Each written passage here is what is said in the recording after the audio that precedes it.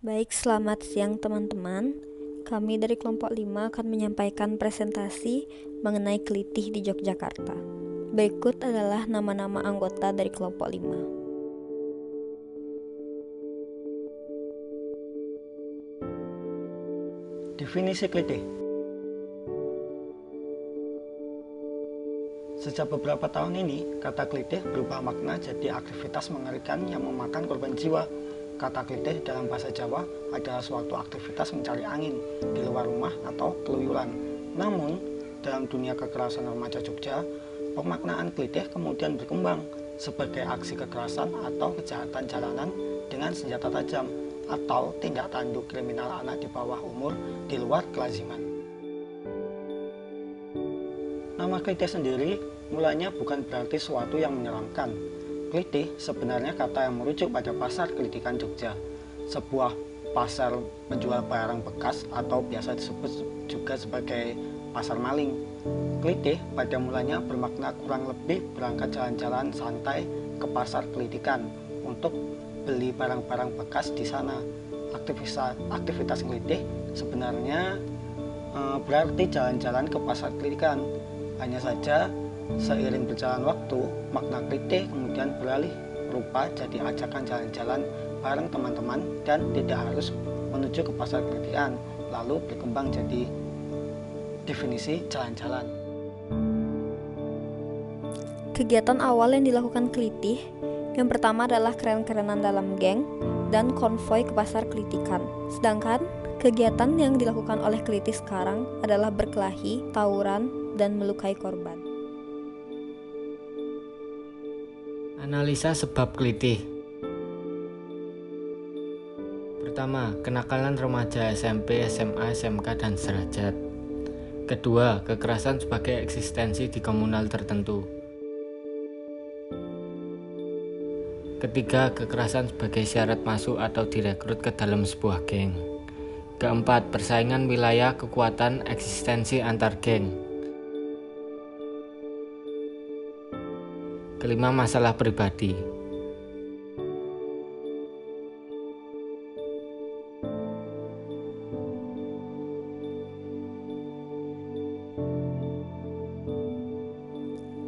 Solusi penanganan kelitih. Yang pertama, ada kampanye darurat kelitih atau Jogja Darurat Kelitih. Yang kedua, menyediakan ruang terbuka atau public space sebagai tempat alternatif dalam edukasi dan pengembangan potensi diri. Yang ketiga, instansi pemerintah harus bijak dalam memilah pelaku kelitih sebagai remaja yang harus mendapatkan edukasi dan mana yang harus benar-benar dibela, dengan mempertimbangkan pasal 353 KUHP tentang penganiayaan berencana dan UU nomor 35 tahun 2014 tentang perubahan UU nomor 23 tahun 2002 tentang perlindungan anak. Dan yang terakhir adalah keluarga sebagai ruang edukasi utama dalam pendidikan moral. Baik, kesimpulannya adalah kemungkinan para remaja bergabung dengan kelitih karena pengaruh dari lingkungannya. Maka, peran keluarga dan lingkungan sangatlah penting dalam kasus kelitih ini. Baik teman-teman, di akhir presentasi kami akan menampilkan video tentang kelitih yang dilansir dari kumparan.com. Saya menangkis, pertama saya kena di bagian luka di kepala sini sampai ke belakang sini. Yang pertama, sudah saya kan nancep sini kulitnya, saya ambil gini, dia membacokin lagi, saya nahan gini sampai putus, sampai mau putus ya gini. Baru saya kabur dari motor sambil megang tangan gini biar nggak putus tangan saya.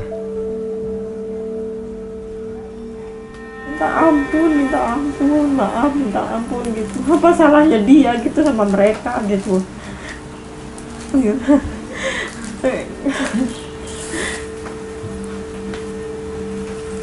Saya lari menuju ke belakang ke warga cuma menonton saja, tidak membantu saya. Malah warga sudah membawa senjata tajam, waktu itu tidak membantu.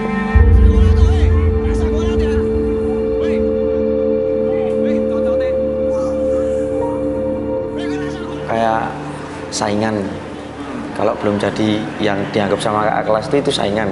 Itu masih wah aku kudu bisa nyabet kayak gitu. Harus bisa lebih berani dari dia. Kan itu makanya makin marak loh sekarang. Itu gara-gara ya kita jadi diri pengen dianggap paling hebat.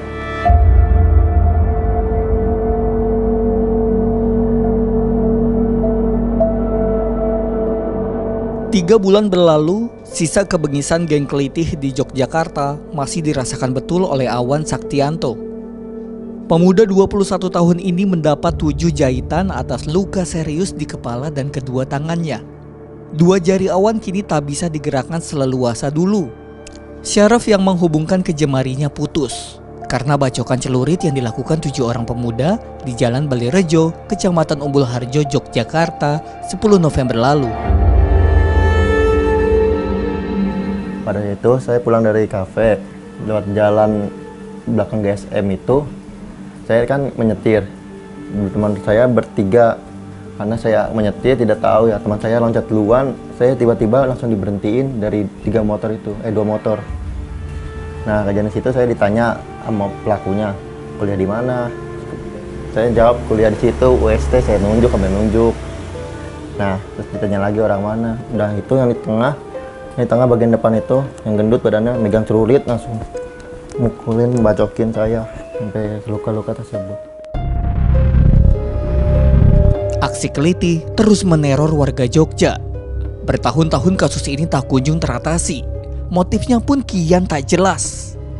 70% dari tersangka kasus Kelitih merupakan remaja, siswa SMA hingga SMP di Jogja. Dalam bahasa Jawa, Kelitih sebetulnya berarti aktivitas santai, mencari angin di luar rumah alias keluyuran. Tapi, pemaknaan Kelitih kemudian berkembang menjadi aksi kekerasan jalanan. Mulai dari perkelahian antar geng, tawuran pelajar, hingga begal dan jambret, menggunakan modus yang sama. Kini, muncul aksi Kelitih yang tergolong baru. Kegiatan ini dilakukan oleh para remaja di Yogyakarta saat malam hari. Mereka menyasar warga biasa yang melintas tanpa motif yang jelas. Jadi waktu itu Kelitih dipahami sebagai itu tadi, bagian dari kontestasi, konflik, pertarungan, persaingan antar geng. Tapi kadang-kadang hanya bagaimana ritual internal sebuah kelompok gengs untuk mentahbiskan seseorang sebagai members. Siapapun kekerasan pokoknya berarti kamu sudah lulus. Jadi acak, karena itu korbannya belakangan acak sekali, nggak jelas itu, ojol, ada siapa yang di jalan. Jadi ada fenomena pergeseran modus kekerasan. Kelitih tak hanya menggegerkan warga Jogja, tapi juga media sosial. Karena sebagian korban tak cuma luka berat, tapi bahkan sampai meninggal dunia. Tagar DIY Darurat Kelitih pun sempat jadi trending topik di Twitter Indonesia. Sejumlah pihak menyoroti peran pemerintah, kepolisian, hingga lembaga pendidikan. Instansi-instansi ini diminta mengambil langkah untuk segera menghentikan aksi kekerasan jalanan tersebut. Sosiolog UGM menduga ada yang keliru dalam proses pendidikan di Yogyakarta. Ada proses-proses yang kadang-kadang sekolah itu justru menjadi arena reproduksi kekerasan. Jadi anak masuk sekolah itu mestinya justru menjadi agen-agen, aktor-aktor anti kekerasan, tapi justru dengan masuk sekolah-sekolah tertentu dia justru dibentuk sebagai aktor kekerasan. Dia masuk dalam kelompok geng, dia terpengaruh dalam kelompok geng atau simpatisan minimal, lalu dia terlibat dalam kontestasi itu, atau bahkan sekedar eksistensi kekerasan sebagai modus eksistensi tadi yang seperti saya ceritakan. Nazib mendata sejauh ini sedikitnya ada 26 geng berbasis sekolah di Yogyakarta yang semestinya jadi perhatian serius bersama. Pasalnya, geng-geng itu terorganisir, tak hanya dalam susunan keanggotaannya, tapi juga dalam aturan pembantaian hingga regenerasi. Ini pengakuan dari anggota geng sekolah yang kini sedang menjalani masa hukuman di Lembaga Pembinaan Khusus Anak Kelas 2 Wonosari, Gunung Kidul. Setelah dirayain itu? Saya kenal sama kakak kelas, terus jadi adik-adikannya. Wah, kayak seneng mas, udah ngerasa hebat, udah deket sama kakak kelas, terus suruh ngajakin yang lain-lain.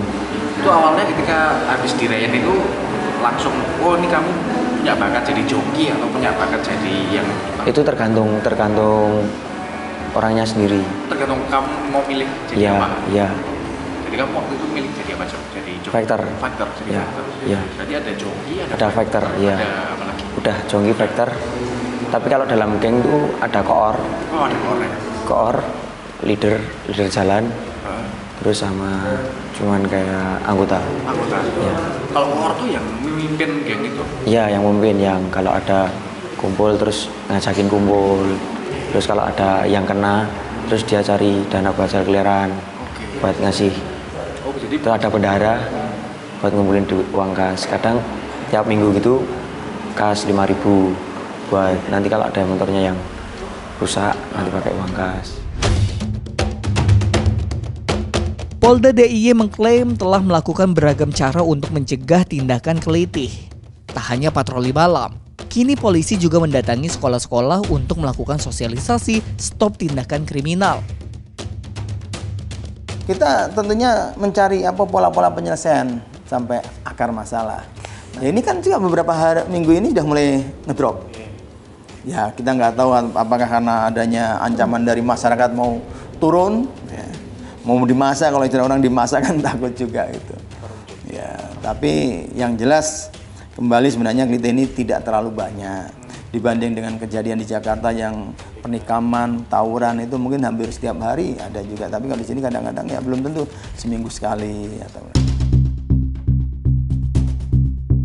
Fenomena kelitih bak gunung es. Pelaku ditangkap, kasus serupa terus bermunculan. Lantas mampukah pemerintah dan aparat memutus rantai lingkar kekerasan di Jogja ini?